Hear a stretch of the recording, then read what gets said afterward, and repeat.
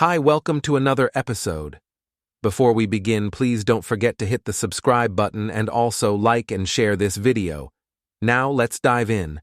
Israel has said its forces have attacked Hamas gunmen inside the militant group's vast tunnel network beneath Gaza, as fighting shows no sign of stopping.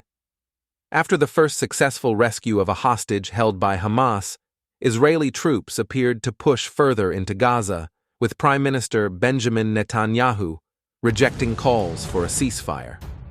Hamas has so far released 4 civilians from the 240 hostages Israel says it captured during the militant group's attack on 7 October, with many thought to be held in the tunnel network. Just after midnight on Tuesday, the Israel Defense Forces announced that they had struck a tunnel that allowed Hamas to infiltrate Israel through the sea.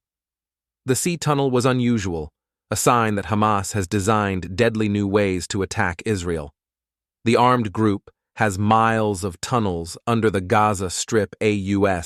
Official likened them to miniature cities, but the exit to this one was on a beach. Among the possible reasons, Israel delayed sending troops into Gaza after the Hamas attack on October 7th. One stands out, military experts say: the tunnels. Amid fears of a widening conflict, Yemen's Iran-backed Houthi militant group has claimed it launched a large number of ballistic missiles and drones towards Israel in what it described as its third attack on the country. Underneath the tiny coastal strip and its more than 2 million people is a vast network of subterranean pathways, rooms, cells, and even roads for vehicles. Hamas, which oversees Gaza, is believed to hide weapons, fighters, and even command centers in the warren of underground chambers. Overnight on Saturday, Israeli fighter planes struck 150 underground targets in the northern Gaza Strip, the Israeli military said.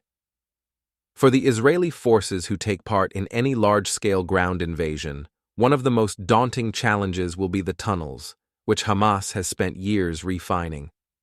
For the people who live above the tunnels, one of the most frightening propositions will be how to survive the subterranean warfare. We should have no illusions about how this is going to be, said General Joseph Votel, the former leader of United States Central Command, which is responsible for the Middle East. Tunnels have been a part of life in Gaza for years, but they sharply multiplied after 2007, when Hamas took control of the enclave and Israel tightened its blockade. Palestinians responded by building hundreds of tunnels to smuggle in food, goods, people, and weapons. The tunnels cost Hamas about $3 million each, according to the Israeli military. Some are made with prefabricated concrete and iron and have medical rooms for providing aid to wounded fighters. Others have spaces 130 feet below ground where people can hide for months. As Israel's Gaza offensive continues, the Israel Defense Forces and Israel Security Authority claim to have killed a Hamas commander who directed the attack on their country. In Israel, people often refer to the tunnel system as Lower Gaza or the Metro. At a news conference on Friday, Rear Admiral Daniel Hagari, an Israeli military spokesman, accused Hamas of building tunnels and other facilities underneath Al-Shifa Hospital in Gaza, the territory's largest medical center.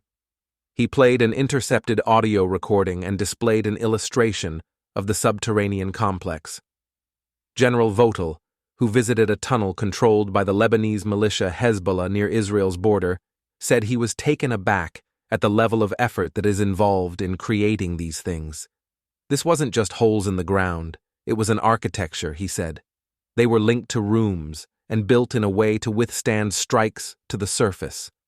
As Hamas expanded the underground system, it concealed the entrances to the tunnels in houses and other small structures on Egypt's side of the border, said Joel Roskin, a geology professor in Israel who studied tunnels during his time in the Israeli military. Those tunnels allowed goods to be smuggled in from Egypt. The tunnel system stretches all the way to the Israeli border in the north. A decade ago, Egypt undertook an effort to destroy the tunnels along its border, dumping sewage into some and leveling houses that concealed entrances, Mr. Roskin said. Israel has limited visibility into tunnel activity on the Egyptian side of the border, he added. Many of the networks end in northern Sinai, but the Egyptian government has rarely allowed Israeli researchers or government officials to visit the area, so it is not clear how many cross-border tunnels remain. On October 14th, Hamas released a video showing a group of fighters popping out of tunnels and staging a mock attack on Israeli tanks. To music that could have been part of a Call of Duty soundtrack, the fighters then haul away pretend Israeli prisoners extracted from the tanks and dump them, head first, into the tunnels before slipping back into the underground passageways themselves. This is what awaits you when you enter Gaza, the video says at the end. Experts have said they doubt if anyone knows how many miles of tunnels Hamas has. Some analysts have put the number in the hundreds. The group's leader in Gaza, Yahya Sinwar, said in 2021 that there were 310 miles of tunnels in Gaza. In 2018, the Israel Defense Forces destroyed a tunnel that was more than a mile long. Some of the tunnels have been built with mechanical digging equipment, but the tunnels that Hamas is believed to use as a launch pad for attacks on Israel are dug by hand or with shovels, officials say, to avoid detection. The sandy terrain makes it easier to carve out the tunnels. Typically, the tunnels that Hamas fighters move through are around 6.5 feet tall and 3 feet wide, experts said. The narrow width can be a nightmare for soldiers who have to move single file through them.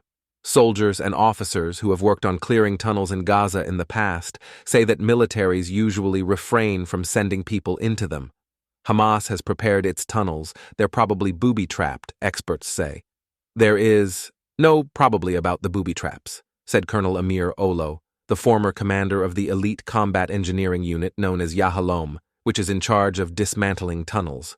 Colonel Olo was part of an Israeli effort in 2014 called Protective Edge, with a stated aim of destroying Gaza's tunnel system during a 2-week ground invasion.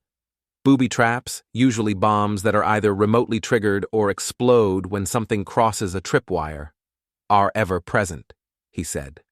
In 2013, 6 Israeli soldiers were wounded and 1 was blinded when a booby trap exploded as they tried to shove a camera into a Hamas tunnel. Soldiers who have cleared tunnels say that going into one is the last thing they want to do. By using the tunnels, the enemy can surround and attack us from behind, Olo said in an interview. Airstrikes and remote-powered sensors can destroy tunnels, but eventually Israel will have to send in people if they want assurance that a network has been fully dismantled, military officials said. Countering tunneling tactics require ground forces, according to a Rand Corporation report on the 2014 Gaza war. Even after the conclusion of Protective Edge, the IDF faced real technological challenges with detecting, fighting in, and ultimately destroying tunnels. An Israeli military unit called Samur, or Weasel, specializes in underground warfare, training on mock tunnels in Israel. An Israeli reservist soldier in the West Bank said that other infantry units also train in tunnel warfare. He described one technique, called purple hair, used to locate the tentacles of a tunnel. Israeli troops drop smoke grenades into a tunnel and then watch for purple smoke to come out of any houses in the area. The smoke, the soldier said, signals that a house is connected to the tunnel network and must be sealed off before soldiers descend into the tunnels. The smoke moves like strands of hair throughout the tunnel system, he said. In 2018, Israel destroyed one that extended meters into the sea, perhaps the first of that type discovered. Hamas divers could have used the tunnel to cross into Israeli waters undetected. After the Israeli military announced on Tuesday that it had destroyed the tunnel to the sea, it released a video of another incident. Officials said it showed Israeli forces bombing Hamas divers who had exited a tunnel along the coast of Gaza and were trying to enter Israel near Zikkim Beach. Thanks for watching, and see you again in our next episode of World Formatics.